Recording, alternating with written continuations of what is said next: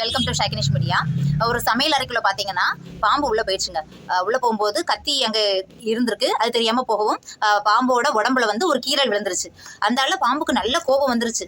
கத்தியை பார்த்துட்டு கோபமாக சீறிச்சு. சீரும்போது பார்த்தீங்கன்னா ஜன்னல் வழியாக சூரிய வெளிச்சம் வந்து அந்த கத்தியில் பட்டு கத்தி வந்து தகதகன்னு மின்னிச்சு. என்னைய கீறி விட்டது மட்டும் இல்லாமல் தகதகன்னு மின்னுறியா அப்படின்னு சொல்லிட்டு பாம்பு வந்து கத்தியில் வந்து கொத்திச்சு. இதனால என்ன ஆச்சுன்னா பாம்போட வாயிலையும் கீறல் விழுந்துருச்சு.